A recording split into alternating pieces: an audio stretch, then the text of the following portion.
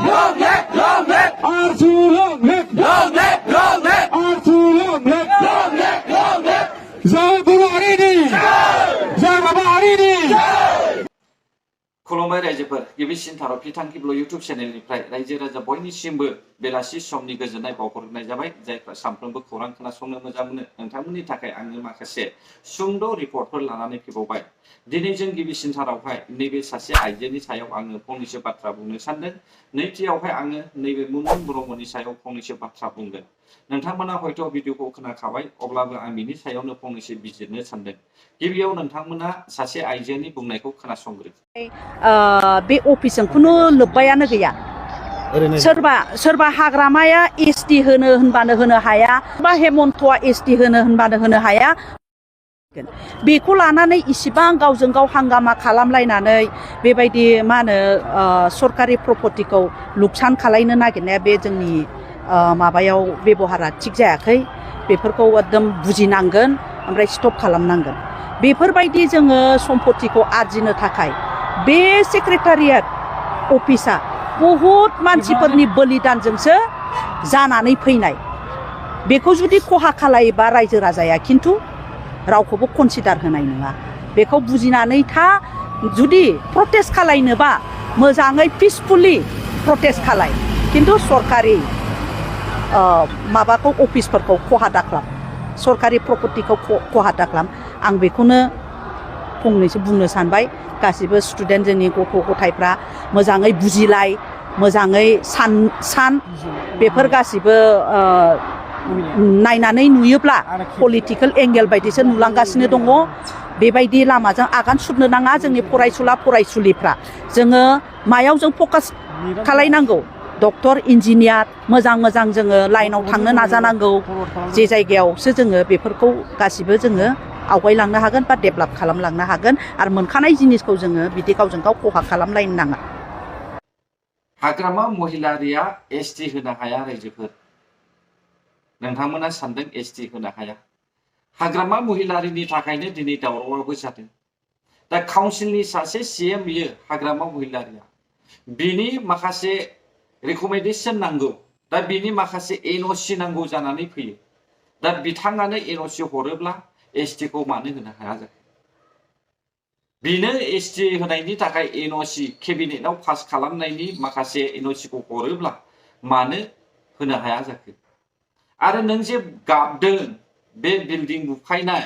बिल्डिंआवहाय सियार table बायनायखौ गाबदों बेनिफ्राय देरसिन खहाया जाहैबाय एसटि दा एसटि गैयाब्ला बे बिल्डिंआबो गैया एसटि गैयाब्ला बड'लेण्ड इउनिभारसिटियाबो गैया दा बेखायनो नों बायदि सासे मेडामखौ आं बुंनो सानो नोङो एसटिनि थाखाय गाब एसटिया जुदि हमथानानै लाखिजायोब्ला बर' हारिया रैखाथाय मोनफिनोब्ला अब्ला बेबायदि बिल्डिंआवहाय जेसेबांनाखि बुफाय बुसि खालामदों बेफोरो गावसोरनो फैफिनजोबगोन बेयो रायजोनि न' सोरबा सासे पार्सनेलि बिपिएफ पार्टिनि लिडार्सनि नङा बियो बेखौ दागाब नोंनि एसटि हमथानांगौखौ गाब नोंनि फैबाय थानाय बिसौ बिसाफोरनि थाखाय नोङो गाब बेखौसो आं बुंनो सानो रायजोफोर नैथियाव खोनासंदो मुनमुन ब्रह्मआ मा बुंदों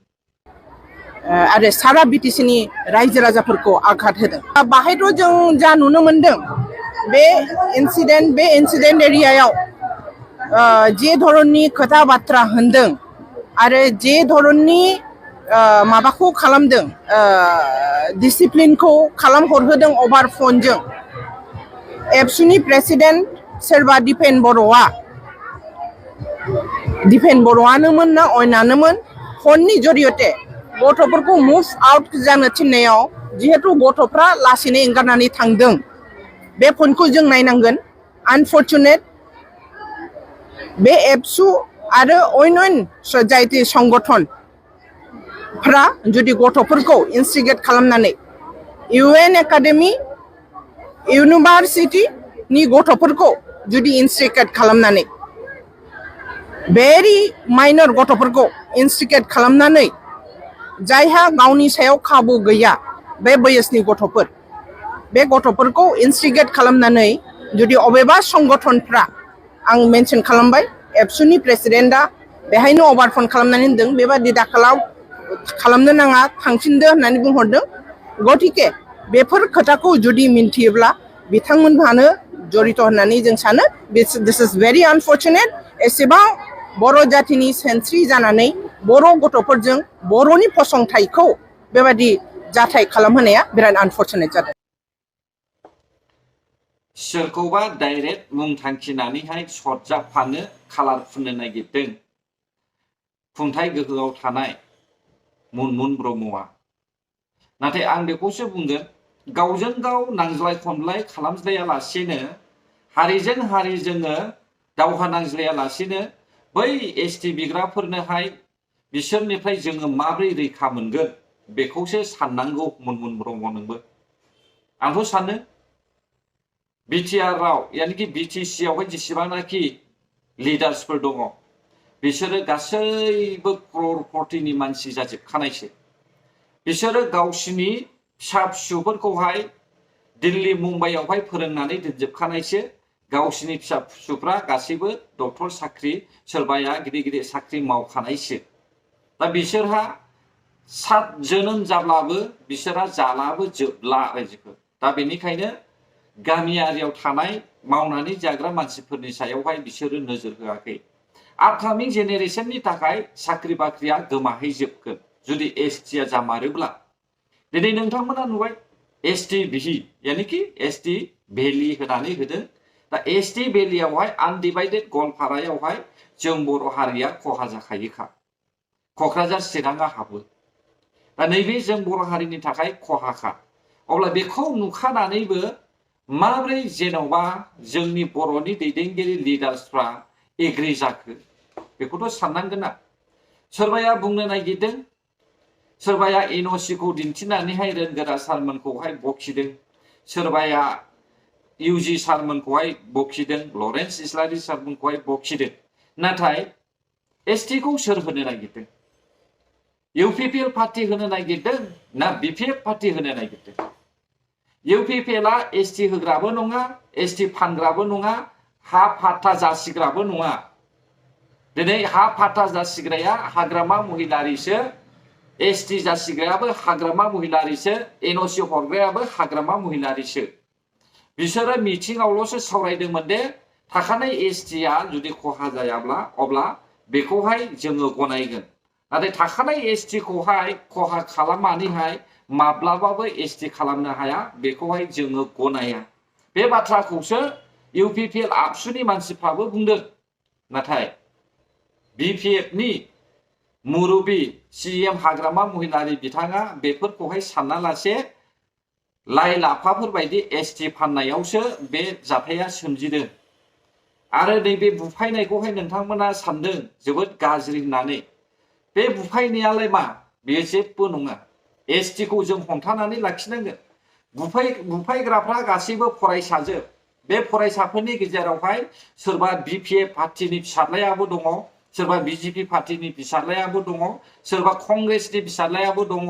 बिपिएफ इउपिपिएल पार्टीनि फिसाज्लायाबो दङ गासैबो फरायसाया बेयाव दङ बिसोरो गावसिनि इयुन फिउचारखौहाय नाहरनानै बिथांमोना बुजिखानानैसो बे खामानिखौ मावदों होननानैहाय आं सानो रायजोफोर आंनि नोजोराव दे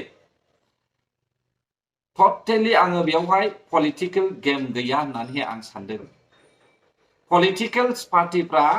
जानाखि पलिटिकेल पार्टी साइडआव दंखायो इउपिपिएलखौनो जों बुंनांगोन बिथांमोना बेयावहाय आखाइ गैया मानोना बिसोरो एसटि होआखै जासियाखैबो एनअसिबो हराखै अब्ला माब्रै बिसोरो बेखौहाय बेयावहाय सापर्ट दं होननानैहाय सन्देह खालामखो एसटि हरग्राया बिपिएफ पार्टीनि सिएम हाग्रामा महिलारिसो एसटि हरग्राया देरहासार बसुमतारीमोनसो एनअसि जासिग्राया देरहासार बसुमतारीमोनसो बेनिखायनो नैबे आपकामिं फैबाय थानाय जे 26 नि विधान सभा इलेक्शन बेयावहाय बर' रायजो राजाफ्रा गोख्रोङै हमथानानै लाखिनांगोन जे जाहाथे सेकेन्ड टाइम एसटिनि थाखाय पदक्षेप हरा नैबेखौ नोंथांमोना गोसोआव लानानै जाबाय गोजोन्थों अब्ला जायफ्रा आंनि भिडिअखौ जोबजासिम नायबाय बर' हारि जै जाथों जै बर' हारिनि